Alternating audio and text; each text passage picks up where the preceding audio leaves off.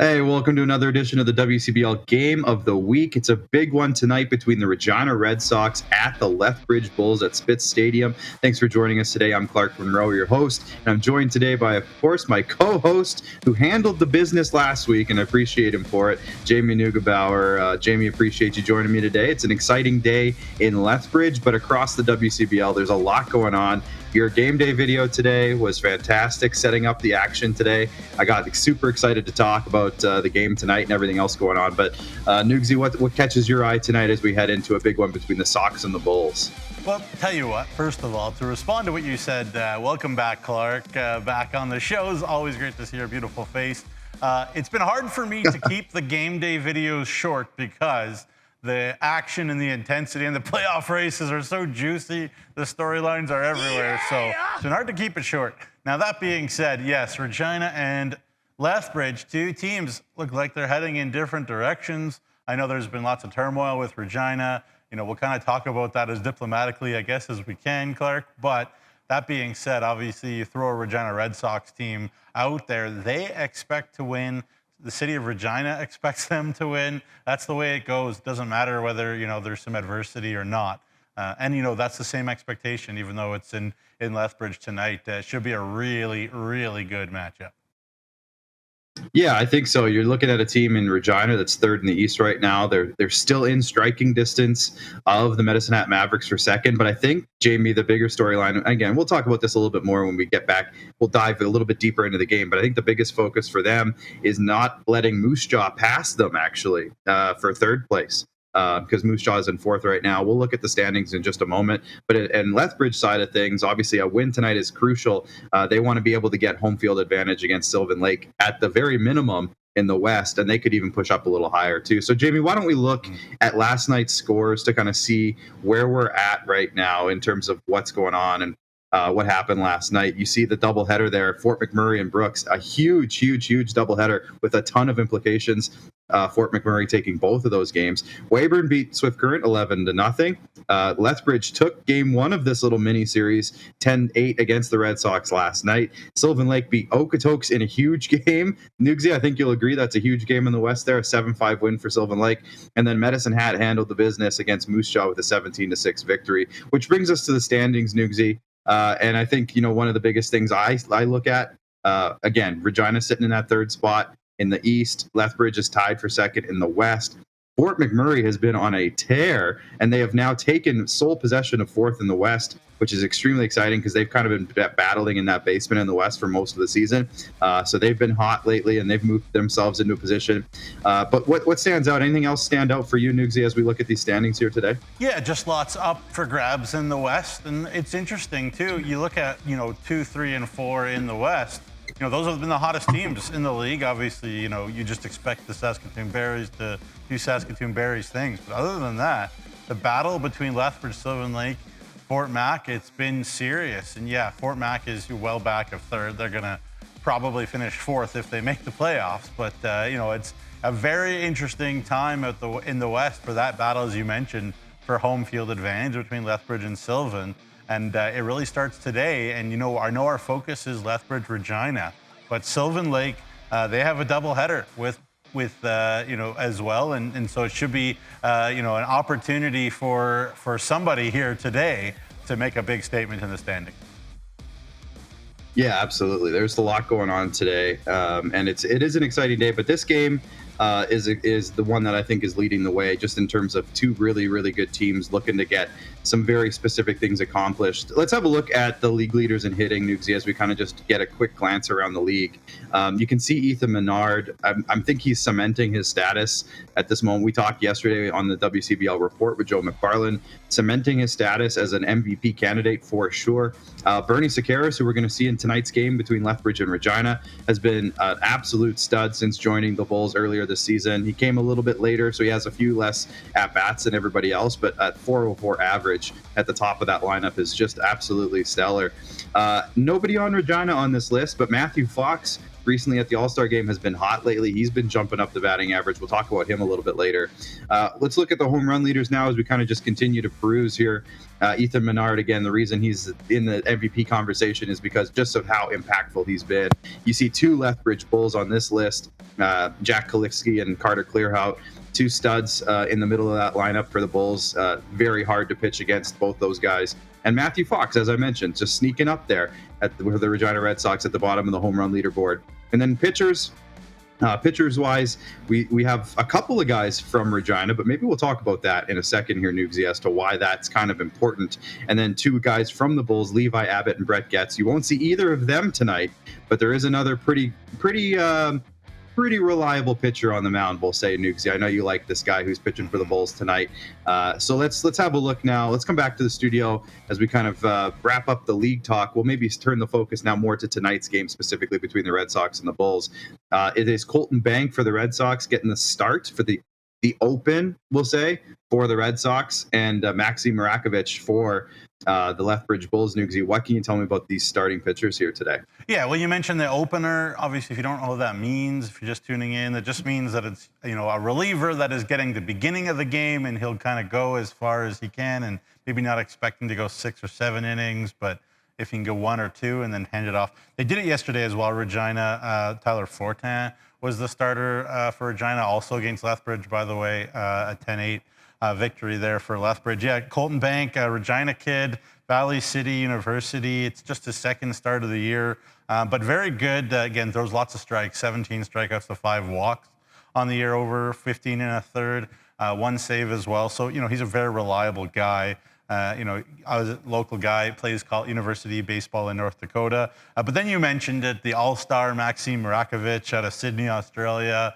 One of the stable full of superstars that, Lethbridge has in there. Obviously, you mentioned Levi Abbott, who's probably had 1 bad game all year, let's be honest, that he's been totally dominant. But Marakovich playing University of Arkansas at Monticello, baseball, 35 strikeouts, 16 walks, a 5-1 record, but only 19 runs allowed, Clark, in 37 and a third. So, he may bend, he may get some traffic on the bases, but, he does not give up much. 6'3", all-star. He was second-team all-star in his conference, too, in university this past year. So, he's a confident guy coming in. They hand the ball off to him, and this is a signal, Clark, and we can talk, we're going to talk to the coach, Coach McDonald, about it, but you hand the ball to Marakovich, it's for a big game, and this is a big game. Yeah, and a lot of confidence, like you said, in that guy. And there has been some shuffling of the deck with the Red Sox pitching staff and some of their batters as well. But what can you tell me about these two teams, Nugsy, so far this season in terms of their season series? How have they been faring against each other this year? Yeah, there's not a lot of data, Clark. They played yesterday. That's it. And you know what? Right. Obviously, Lethbridge and Regina not, you don't expect them to play a lot in the WCBL. That's the way it goes. As I said, a 10-8 win yesterday for Lethbridge. 2-hit, 4 RBI game for Carter Clearhout. Boy, is he important, as well as, with Kaliski there for Lethbridge, 70 RBIs combined for those two guys on the year. So another nice day for Clearhout. Matthew Fox hit his 7th home run of the year. You mentioned how important he is. But 10-8 to win. It was tight throughout. It was, a game was tied, I think, in the 4th, and in the end, it was a win for Jacob Hageman there for Lethbridge, his 4th of the year. He went 5 innings, gave up 3 hits, 4 runs, and 7 strikeouts for Lethbridge, and a whole slew of relievers for Regina, as you mentioned, with the opener. Vittorio Iacobucci got the loss for Regina, but 10-8 to win. So I guess the good news, Clark, is that I could dive into a little bit more of the details because it was only 1 game. But hey, again, they're all big right now at this point of the year, and not a lot of history. Yeah. So it should be fun. And the interesting thing, too, is that this is going to be one of the final interdivisional matchups for either team. After today, after this week, basically, it's divisional games all the way. So this is kind of the last chance for these teams to maybe send a message to the other division. And then it's pretty much all divisional matchups, which, kind of amplify everything a little bit more, especially with the playoff races the way that they are on either side. So it's going to be an interesting way the rest of the way. Why don't we check out the Regina Red Sox hitting leaders, Nugsy? Because it has changed quite a bit. There's some new names on this list. Some guys who have been around the entire season who are just keeping it steady. Brady Bye he was the Regina Red Sox representative in the home run derby over the weekend.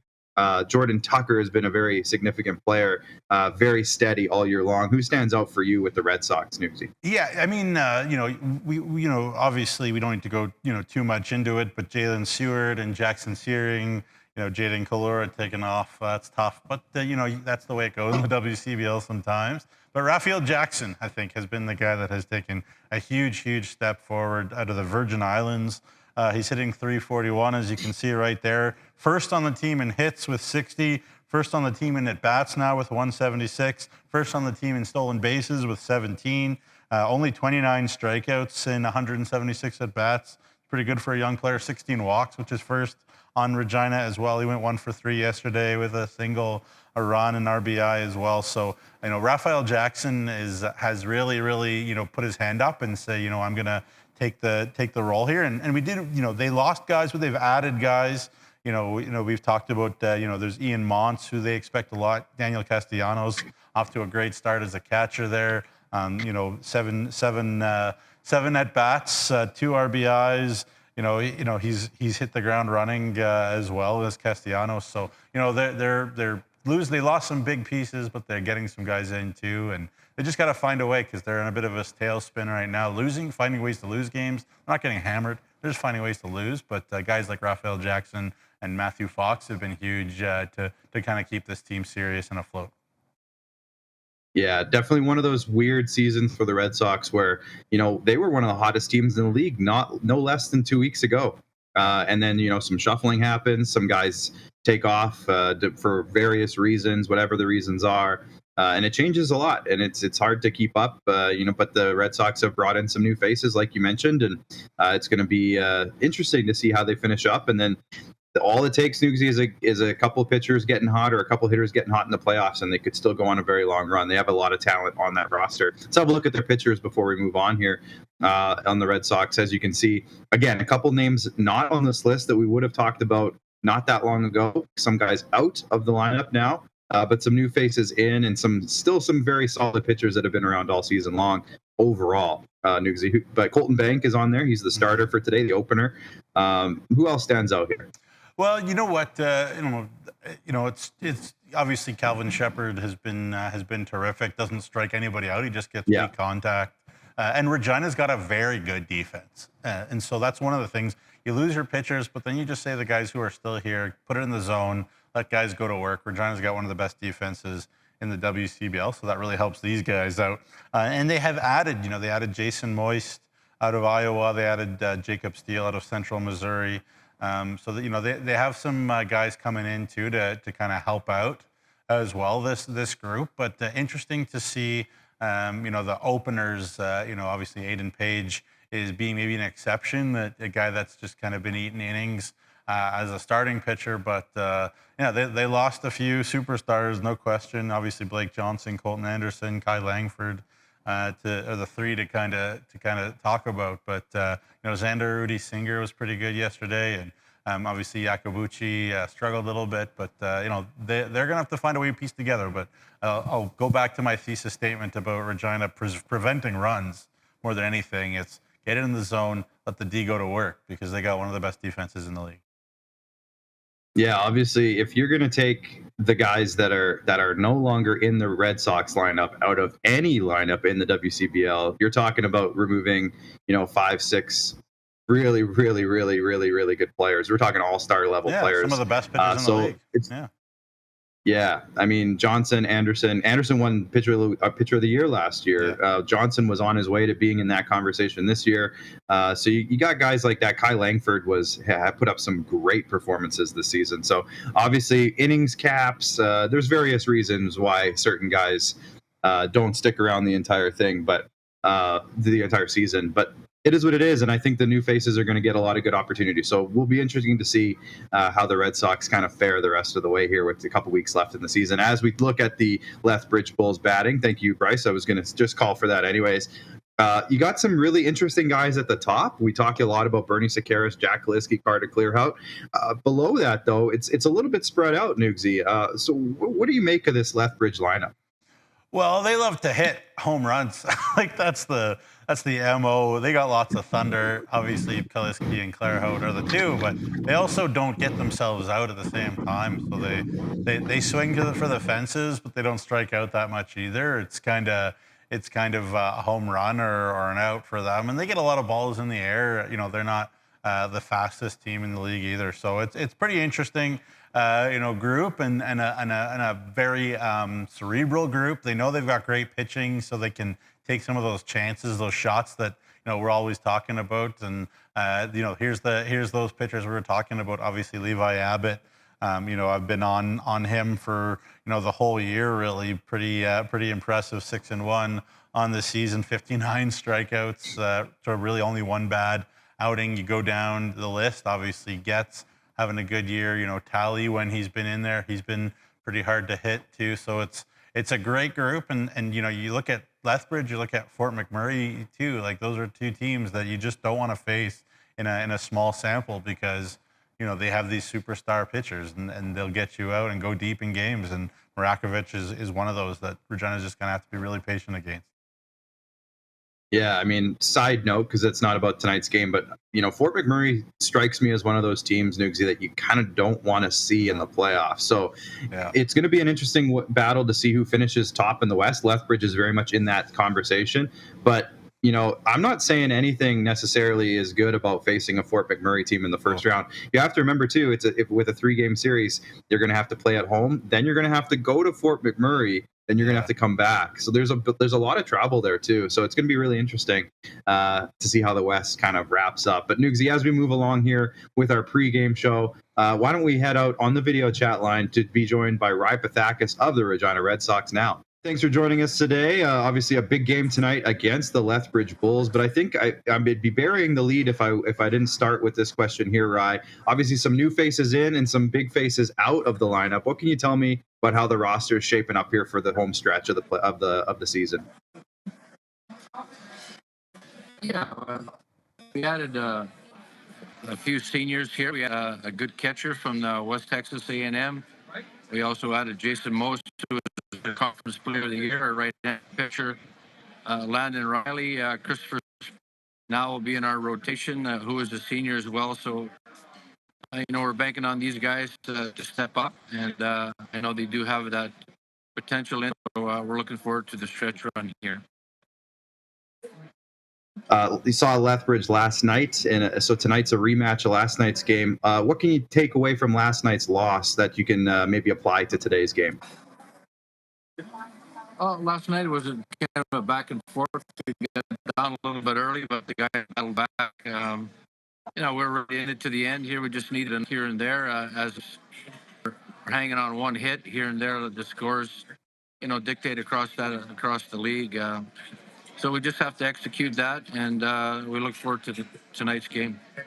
Yeah, for sure. Yeah, Coach, thank you so much for joining us. I want to focus in on Raphael Jackson. I don't know if he gets the credit maybe that he deserves, around the league, but just a wonderful season he's having. So many at bats for you, so many key moments for you. What makes Raphael so special? Raphael plays the game the right way. He's intense. Never takes an at bat off. Plays great defense. He's been a real, pillar of strength for us in the outfield all season long.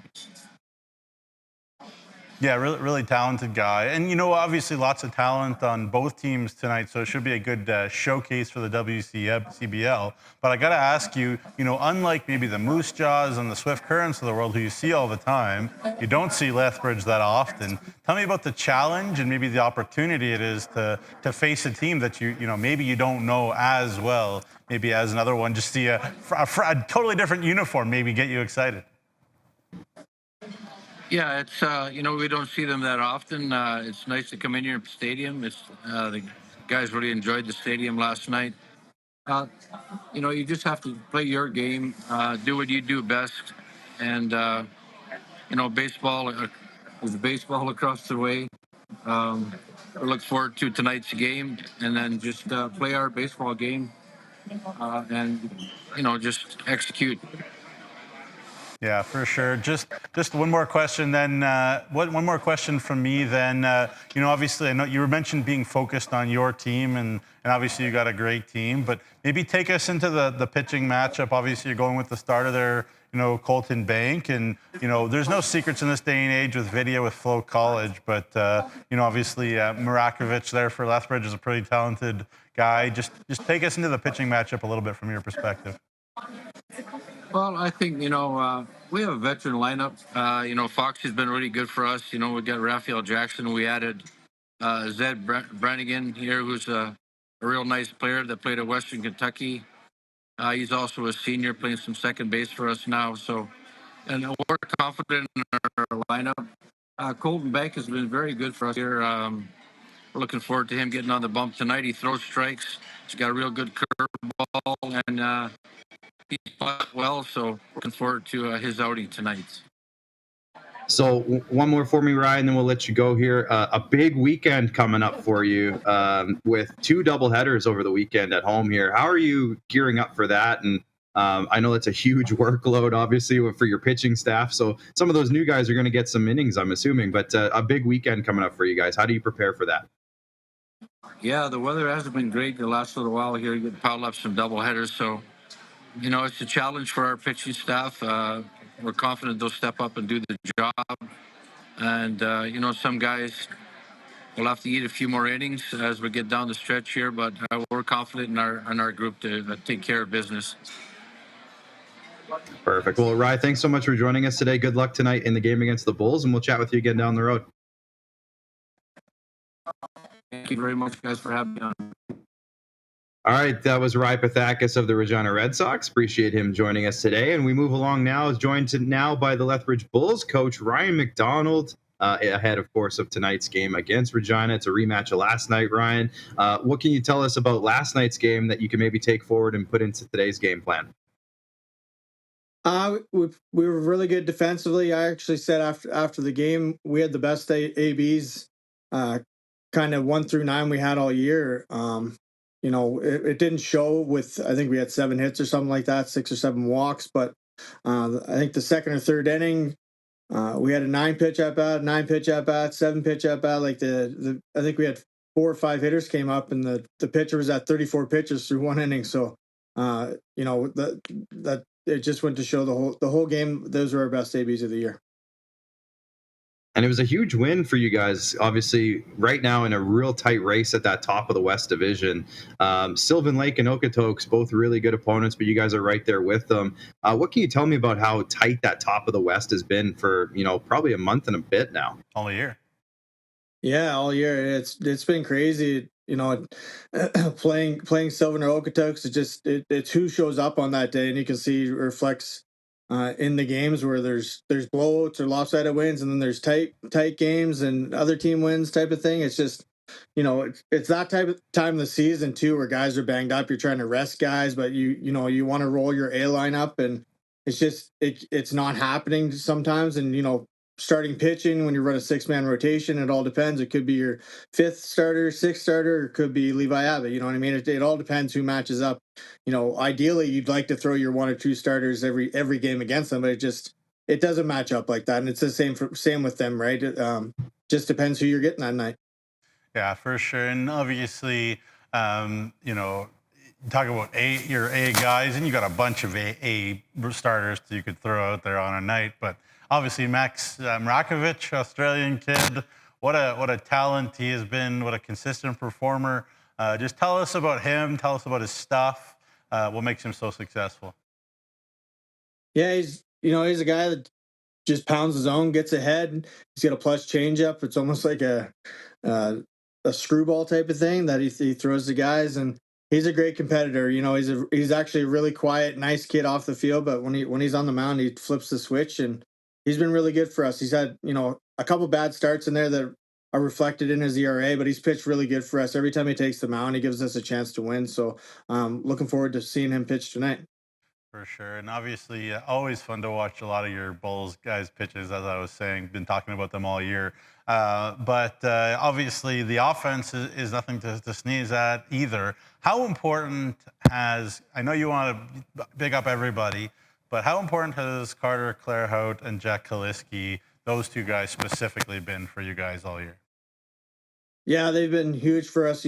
Carter, even defensively at first base, has done a great job over there. It's just they're two of those guys that come up in a ball game, and you just expect them to leave the yard or do something special every time they come up. And I think both of them have eight home runs, but they've been really cashing some runners in for us and hitting the ball hard lately. And I think they're up around 330 with both of their averages, tops and RBIs. We got Bernie and Lee in front of them. Bernie's hitting over 400, and it seems like every time you blink, I think he had 3 walks last night. He's just on base, and he's one of those guys too. Once he gets to first base, it typically turns into a double. So he's really aggressive on the bases, and we got those guys behind him. Even Steven Anderchuk, Brendan McTavish, in the 5-6 too.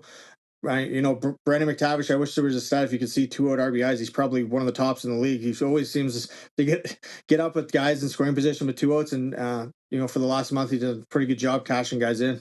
Yeah, for sure. And obviously, I don't have to tell you, but you have a roster that you want to win it all, and fair enough. But if you're going to win it all, it is certainly possible that it could be Regina there. Obviously, Saskatoon is the favorite from that side, probably, but. Obviously you could never count out a Regina Red Sox team, but you don't play them very much. So talk about the challenge maybe of looking at a roster that you rarely see, maybe just at All-Star games or on video, and trying to and trying to match up with when it's different than maybe the guys out west that you see all the time. Yeah, I mean, I talked to other coaches in the league. Carnahan out in Saskatoon, kind of ask him what he sees. Cam Williams out in Weyburn. I have a good relationship with them. Kind of what they saw early on them. I heard they lost quite a few guys. 2 of their top hitters and 2 of their arms. Anderson, I think it was Anderson and Johnson that they had up there. Lost those guys. So, but they're very physical when you look at them, and they get guys that can swing it. There was a lot of loud hits last night against them. They didn't have a lot of love. They're lining out to guys, and then the inning they scored 4 there in the 7th inning, I believe it was. They showed that they could hit, and put up a 4 spot. Kind of, it was just whack whack whack, and you blink and there's 4 runs on the board type of thing. But yeah, they can pitch. The bullpen arms they brought in were pretty good too.